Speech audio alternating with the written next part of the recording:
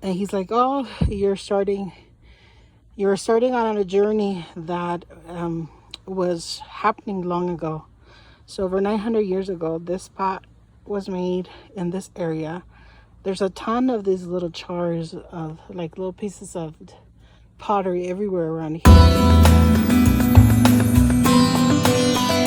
All right, so this is the beginning of my journey into ancient pottery. So took a little class, just like half day.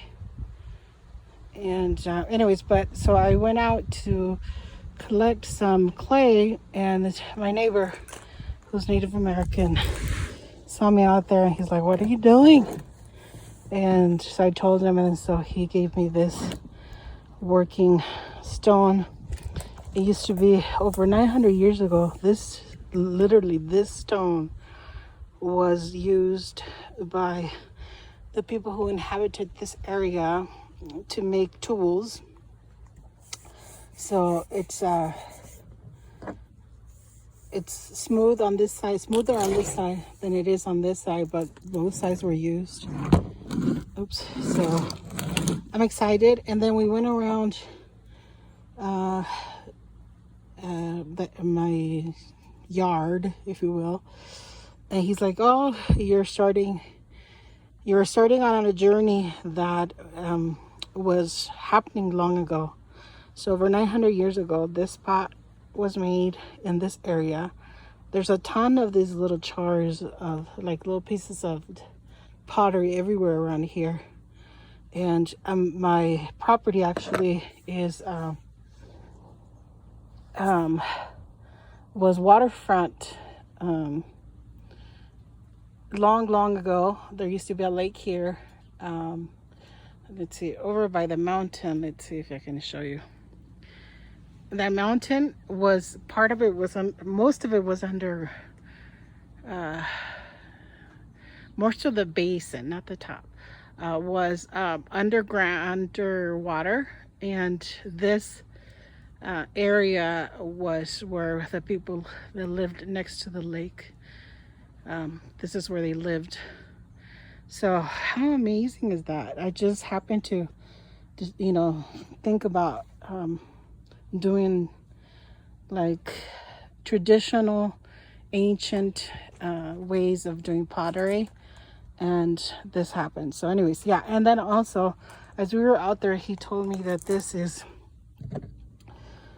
what did he call it? Pumice. This is pumice, which was spewed. This is black pumice. This is red pumice, and it was spewed from a volcano that, let me show you. Sorry, like between those two mountains, 40 miles that way, there's an old volcano. Didn't know that. And yeah, so when it erupted, the stuff would go up in the air, and these little tiny pieces would show up in different places. Also found lava rock. I think the lava rock is in my pants. I haven't, so I put some stuff in my pocket. Found some iron as well, and more pieces of pottery. And yeah, so I guess I am now a relics hunter as well. What? Yes. All right. Well, like I said, I'm going to process this dirt to get the clay out, and then we'll take it from there. But please join me on this journey. It's going to be exciting. Well, as exciting as my life is. All right, friends. So this is what we're doing. We're out here by the little ditch in front of the house,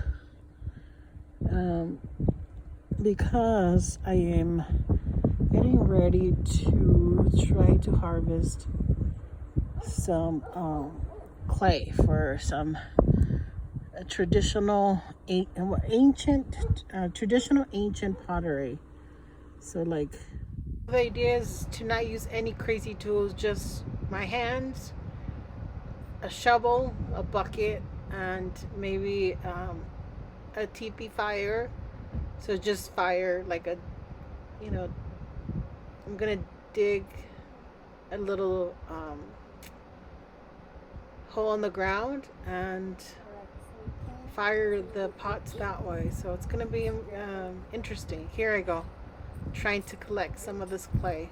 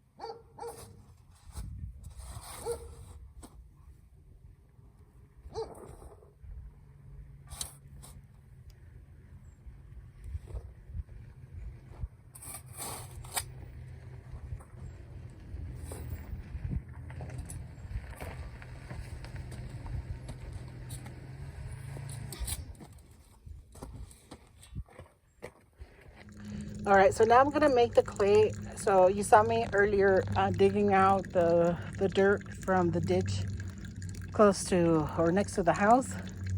And then I also grabbed some clay from, I was making a hole right here and found a good area of this sort of whitish, pinkish clay. So I'm gonna use it and see if I can get a good combination, get good clay out of it. So right now I transferred what I had harvested from one bucket into a bigger bucket, and I'm putting water in it, and hopefully it'll give me some fantastic clay. So now basically what I'm going to do is put all the dirt underneath the water. I'm going to stir it with a big shovel or something heavy. It's a small enough little pot that I could probably use like one of those gardening tool, like dowel things, and to like stir it. And then once it's completely stirred and really dissolved, then I'm going to filter it, and I'll show you that step next. So I'll begin to stir it. So I did bring out a gardening tool to help me with this in the beginning stages at least. Hopefully this gives me a little bit of clay, at least just to experiment and, you know. So I think I'm going to put some more of this rock-like clay over in there. And so the person that I'm learning from said that your clay source should be completely dry when you put it into. So that way it doesn't like try to clump up together, but rather it just completely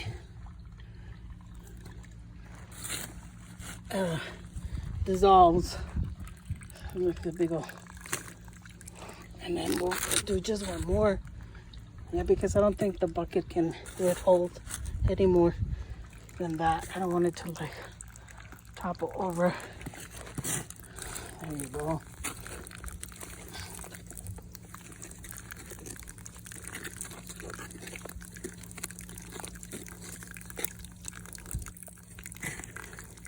And I like that I'm using clay from two areas, so that way